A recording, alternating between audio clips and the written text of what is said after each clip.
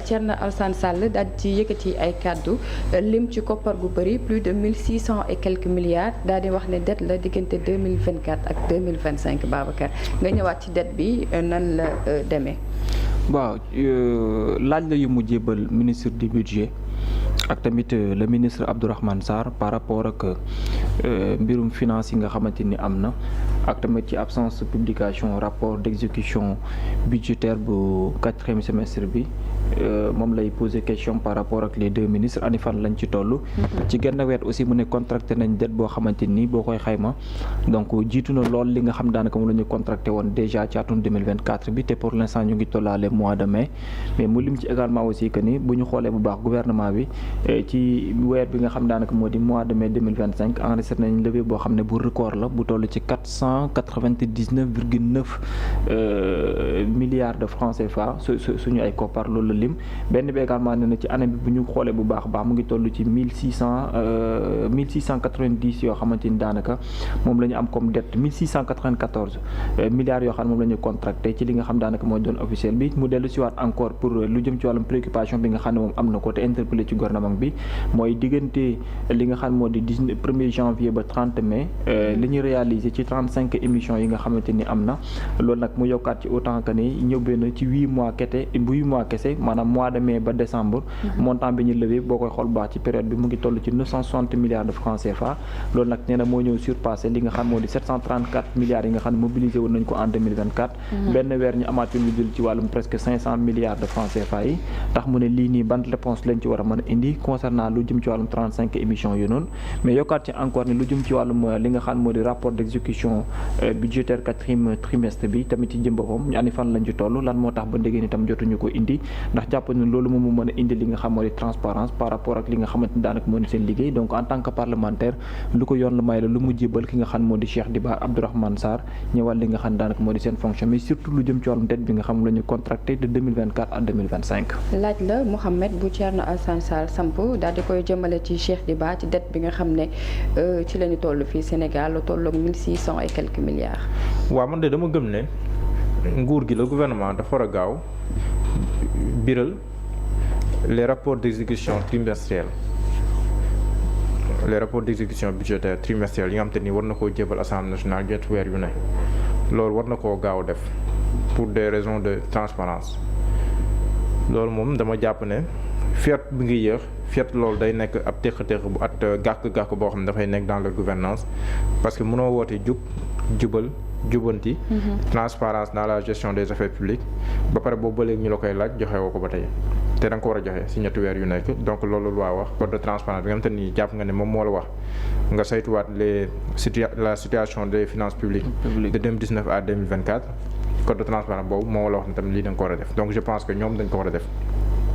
beneen bi si wàllu endettement bi aussi c'est vrai que da nga leen déglu ñoom su ñuy wax officiellement bu leen laajee c'est vrai li premier ministre waxoon dëgg la ay FMI ak yooyu noonu dañoo suspendre li ñu doon jox Sénégal depuis 1 an c'est vrai Cheikh Diba sax le ministre des finances et du budget biral na ko waaye Sénégal mi ngi leb mais ñoom booy déglu ñenn si ñoom da lay gëmloo ne que li Sénégal di dundee boobu ba tey c'est une prouesse ndaxte Sénégal li muy dundee mooy contribution sénégalais yi déedéet parce que ñun ñëpp xam nañ ne li ñuy am récolte ci impôt même bu nekk am na ay performance li ñuy am ci ay douane loolu kese doyul pour mën a assurer le fonctionnement de l'État du Sénégal donc am na feneen fu xaalis du jóge en complément de li nga xam ne moom la ñuy am te loolu moom mooy bor yi nga xam te ne aussi ñu ngi koy contracté gàcce amu ci nen wax ne bor bi fii la toll ñoom ña ngay leb feneen ña ngay lever ay fonds donc loolu noonu tamit ñu koy wax di ko biral fi ñu toll question de transparence mais gàcce amu si parce que ñëppay leb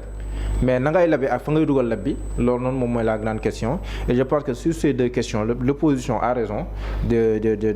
d'exiger plus de transparence dans la gestion des finances publiques et je pense que aussi le gouvernement doit s'acquitter de cette exigence. question bi nga xam ne Thierno Alassane Sall posé na ko. non xam nga c'est une obligation mënuloo jaay les Sénégalais ba mu jaral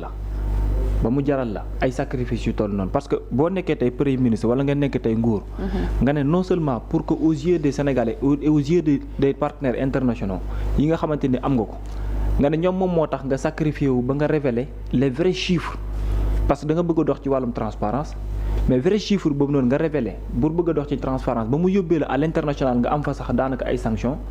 mais vrai exercice boobu tamit bu ko sa intérieur réew laajee mais waruloo ci am absenté.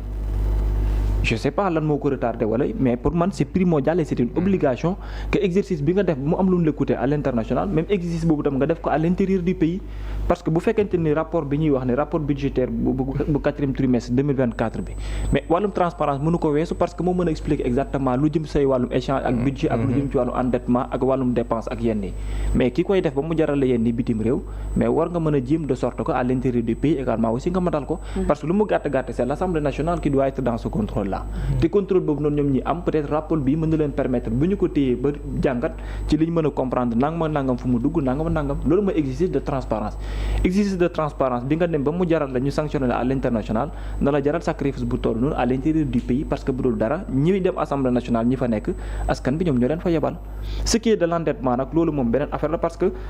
man amaguma temps pour waxtaan wala pour leet ci nit mais je pense que ni li mu posé ci question aussi ce sont des questions légitimes pour ñu mën a comprendre est-ce que réellement il y a 1694 milliards yu ñu amagum emprunté ci dette mais ci biir émission yi noonu tamit ana ci ban taux moom la ñu lebee lu jëm ci wàllum koppar yi yaakaar naa ne exercice yooyu noonu ci question de chiffre dafa war a leer aux yeux des Sénégalais pour ñu mën ko comprendre moo gën après keneen nit ñëwaat di poser waat les questions muy susciter waat yeneen commentaire alors que pourtant il y a possibilité peut-être bien d'expliquer wala nga teg ko ci mbeddim ba ku ne mën a jàngatal boppam wàll wax na également ci wàllum empreinte yi taux élevé mais également maturité à courte durée waaw non xam nga tolluwaay moom ngay lebee loolu mooy situation mooy situation économique surtout bu ñu dégradé say notes ak yooyu noonu donc conséquence bi mooy la doon yomb wala la doon kii yenn saa yi mën na jafe mais lii dañ koy def je pense lii c'est une stratégie à court terme mais bu ñu demee ba assainir suñuy finance dëggantaan ba am ay kan yu ñu taxaw après dañuy redorer le blason du pays en matière d'endettement ak yooyu noonu affaire mi ñëwaat ak yooyu noonu rétablir état relation de confiance bi donc la situation peut s'améliorer progressivement loolu benn mbir la beneen bi aussi démb gis naa mbirum surfacturation yi ñu doon wax ak renégociation yi mu jur coow ñenn ñi di wax ne que la moo tax demuñu si contentieux bu nekkee ne am na surfacturation yoo xam ne amoon na mais man loolu su ma koy analyser damay jàpp ne li nga xam ne ni mën nañ koo waxtaan ba mën si am lu raw li ñu si waroon a mën a am mais loolu c'est plus bénéfique pour un État que di dem contentieux. mais parce que boo demee contentieux ban intérêt ngay am parce que boo demee entrepreneur wala keneen tëj ko ci kaso gi wala nga def ko yenn contentieux. bon te boo tëjee entrepreneur ñoom ñoo lay naan gis nga. waaw non seulement créé nooy emploi liggéeykat yaa ngi mais ñu ngay tëj liggéeykat yi. mais beneen bi boo demee contentieux foofu noonu ce n'est pas sûr que nga am fa gain de cause parce que Babacar Kébé mi la jaay boutique bii nii bouteille bii nii bouteille bi supposons war a jar 100 francs mais Babacar Kébé bi mu defee ay calcul yooyu noonu yëpp mu jaayee la ko 175 francs léegi yow boo ñëwee xool nga ne ko bouteille bi nga ma jaayee kat 175 francs en principe 150 la war a mën a jar wala 100 francs la mën a jar. nga waxtaan si ba juboo léegi yow li nga waroon a am benn bouteille par exemple mën nga see am bouteille ak genn wàllu bouteille mais loolu mooy gën a bénéfique pour yow. que nga ne léegi salle de classe. loolu plus boo ko amee guddi ñu toll nii ci ab entreprise. waaw moo gën nga naan léegi Babacar Kébé non seulement kii dama koy yóbbu si wàllum yoon. parce que foo yóbbee Babacar Kébé si wàllum yoon mun di la kayit bi woon na ko man lii laa koy jaayee après d'autant plus que sax am na kenn ku bokkoon si régime benn maître moo yu manqué nuyu bu jënoon sax ne délit de surfacturation boo xoolee code pénal ba mu jeex doo ko fa gis donc pour dire que. man su ma gisee gars yi sax da nga koy wax un mauvais arrangement vaut mieux qu'un bon procès bu nekkee ne mën naa waxtaanaat si wàllum renégociation parce que renégociation aussi loolu lay wund renégociation mooy lan am na lu ñu waxtaanoon jàpp naa ne bu ñu waxtaanaatee mën naa am li gën li ma amoon si waxtaan bu njëkk bi ñoom nañuy renégocier donc man pour man le principe de la renégociation bu nekkee ne jur na gain yu mel nii pourquoi pas mais man contentieux moom pour man moo war a mujj parce que kenn du si gagné non seulement ça prend du temps day tardel état di tardel ki nga ko séqal di tardel la marché ba démb am na ku ma dalal fii di waxtaan ak moom ci wàllu renégociation yi Chine la nekkoon ci benn marché Ababacar Niang maa ngi koy nuyuwaale mais nee na moom li mu gis fii ñu bëree bëri di entrepreneur di def état bu Sénégal nee na suñ doon lëj ma dëgg dañuy dem ci yenn Chine parce que jox na ma exemple nee na ma toilette yi ñuy wax nee na bëggul dugg ci détail parce que xamul en réalité est-ce que 10 millions la mais nee na même toilette yi ñuy wax ne 10 millions lañ ko defaree mën naa ko defar ci 1 million wala 1 million 500 ci toilette yi nga xam ne indi na coow yi nga xam ne ñu ngi wax naan 10 millions la wala 2 millions te nee na beneen bi boo xoolee toilette ñoom nee nañ Chine lañ ko commandé wala moom Chine la nekk loolu la ma wax nee na ma yu gën a rafet mën naa ko def ci 1 million wala 1 million et quelque te du yegg 2 millions te ñu ngi ne 10 millions rek nee na côté boobu soo gisee mu nekk problème parce que Sénégalais dans ce sens là dafa mel ni vérification bi war seen digg ak entrepreneur yi ñuy jox du am parce que gars ñi dañuy dem gagné benn marché ñëw déclaré loo defaree 500 nga ñëw ne presque 1500 wala 2000 laa ko defee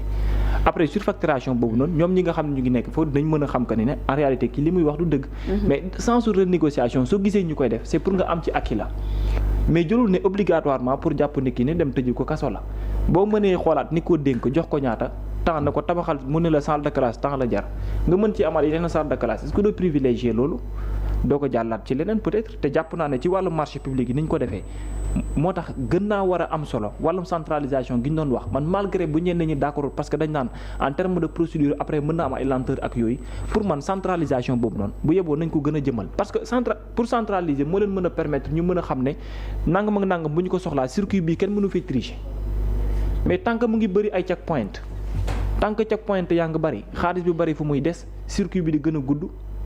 muy gën a bëri njuñ taaj autant nag yaa ngi centraliser mu permettre la peut-être exercice de transparence bi nga mën ci am dara. ba tey le député Thierno Alassane Sall mi ngi sàkku ci Cheikh Diba mu leeral lu jëm ci wàllum dette yi mesures yu ñu ci war a mën a jël ba gouvernement bi freiner dynamique boobu. waaw loolu je pense que c'est extrêmement important et en tant que député moom. Il est en train de jouer son rôle et au gouvernement aussi d'apporter des réponses par rapport aux interpellations yi leen député di def et je pense que c'est pour même l'intérêt du gouvernement ñoom ñu mën a communiquer parce que c'est un débat aussi bu commencé yàgg tamit ñoom ñi leen interpellé boobu ba tey si wàllum dette beeg si wàllum kii bi et je pense que ñoo jox ay réponses précises par rapport à ces questions ñu mën a jàll si leneen aussi du si yàq dara d'autant plus que le ministre des finances du budget moom il est réputé très compétent très technique ku maîtriser ay dossiers am donc je pense war na si mën a kii en attendant les questions d'actualité yi war a ñëw xaw ma ndax weer bii nii dina am. dina am déet parce que dañuy waaj a dem vacances aussi waa assemblée nationale mais bu nekkee loolu amul les questions d'actualité les questions yu leen di bind dinañ ko tontu ñoom tam ñu koy tontu je pense c'est extrêmement important. te loolu tam dafay gën a clarifier parce que boo tontoo Thierno Alassane Sall nekk mu nga tontu. je sais pas ce qu'il a mais c'est une obligation il doit. voilà da ngay leeralal Sénégalais. parce que Thierno Alassane Sall c'est un député du peuple il parle au nom du peuple. day laaj au nom donc boo ko tontoo moom. tontoo ko moom Sénégalais ngay tontu ñoom ngay leeral te interpellation yi si bëri xam nga voilà donc te ñoom je pense que c'est le gouvernement qui doit réagir là parce que am na benn député bu waxoon benn li mu waxoon voilà mais bu gouvernement bu waxee je pense que dina gën a mën a leeral askan wi ñu xam seeni koom nan lañ ko yoree sinon bu nu dëkkee si tànkam la aussi dafay gën a jur ay suspicions aussi déjà pour se poser des questions la moo tax tontuwuñu est-ce que nekkul ne dañoo amul argument yu ñu tontool clairement si li leen interpellé. ay questions la yu ñu mën a poser. donc nañ tontu à une sortie de Cheikh Diba pour mu leeral li ni mel. jëm ci wàllu loolu moom yaakaaruma mu am. Cheikh Diba moom. mais n'est-ce pas question écrite la. waaw je pense question écrite la. waaw mais bu mu jébbal gouvernement dafa war a tontu. gouvernement mais buy tontu ministère bi mooy tontu. mën na ko tontu via benn parce que ñoom. préférence la am na ñuy def lettre question écrite te du feeñ ci mbedd mi parce que da nga koy def courrier dem jébal ko assemblée nationale après ñoom ñoo koy transmettre le ministre concerné ñenn ñi nag dañuy préférer bu ñu defee question écrite ba noppi joxe ko assemblée ba pare mais tasaat ko ci seen ay réseaux sociaux loolu da ci am mais après réponse bi ça viendra du ministre te circuit gi mu jaaroon dem circuit boobu lay jaaraat ministre yu bëri sax dañuy répondre parce que dañuy gis ne Guy Marius Sagna dafay poser ay questions et en retour dañuy defaat courrier yónneewaat ko assemblée nga dem jël ko mais ñoom tam duñ toog ci bu fekkee gis nga ministre bu tontu rek comme kii rek c'est parce que peut-être dafa am question polémique la voilà peut-être dafa am ay question polémique moo tax mais ñu ngi leen di poser ñu ngi tontu mais circuit gi muy jaar après ñun moom lañ dul yëg am na ñoo xam ne comme ni ñuy defee ay questions écrites te ñun suñu bopp aussi duñu ko yëg mais l'un dans l'autre xaw ma lu ko retardé par rapport ak man moom fi may waxee mooy lu jëm ci wàllum budget bi mooy rapport d'exécution budgétaire bi ak attentes yi je pense que ne l'exercice de transparence bi moo leen permettre kenn du mën a am doute ci ñoom te yooyu également dañ ci war a veiller ba muy ñëw à temps. Thierno Alassane Sall qui parle de 70 émissions de titres de créance sur le marché obligataire de l'UEMOA en une année seulement. UEMOA. loolu lañ la wax na la ne en une année seulement. moom lañ la wax na la moom la ñuy xaar Cheikh Diba tontu c'est une question écrite c'est lui qui doit renvoyer la réponse au niveau de l'Assemblée nationale. waaw mais man pour man le problème c'est moins les émissions qui sont faites que la pertinence. moom nag il parle par rapport ak émission yi nga xam ne jot nañu koo def ak le délai également. waaw mais xam nga tamit tolluwaay réew mi je ne pense pas. est-ce que situation économique bi nekkul dans une phase. waaw xam nga moo tax ma ne man sama curseur dama koy mettre plus sur la pertinence. est-ce que jar na ko est-ce que ñu ngi koy dugal fan ko war a dugal loolu la parce que ñoom ñoo xam situation bi ñu toll jamono ji je ne pense pas que day ñëw rek di émettre ay mbir yi nii di ay lever ay fonds nii parce que daf koy pour son simple plaisir. su ko defee il y a des choses qui koy justifier. parce que là mënoo nekk une situation bu xaw a dramatique économiquement ba pare nga bëgg am la continuité ak le fonctionnement ci gouvernement ni muy doxee ba pare au même moment sa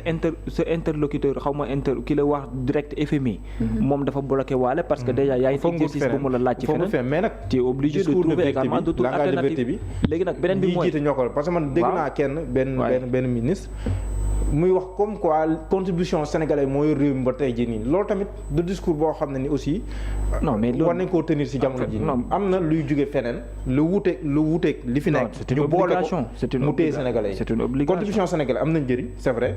mën naa sax moom moo ëpp solo si li am mais am na leneen luy jóge feneen dañu wax na tam liy jóge feneen ay bor la fii la toll li moo tax ñu def ko ak yooyu mais moo gën di gëmloo sénégalais que contribution sénégalais kese c'est une prouesse ñoom dañoo dañoo xam économie ba ñoom ñoo téye réew mi si loolu kese loolu tam defe naa ne nekkul communication bi gën si jamono ji nen wax ne que contribution sénégalais naam bokk na si waaye tamit lay jóge feneen nañu wax fu mu jóge ak na mu fay jógee ak seen condition effectivement transparence c'est important. waaw parce que boo jubalee ci bu njëkk bi moom da cee war a mën bokk ci sens yëpp moo tax rapport d'exécution bi aussi daa war a am une réponse. jërëjëf ba suba ak jàmm incha allah.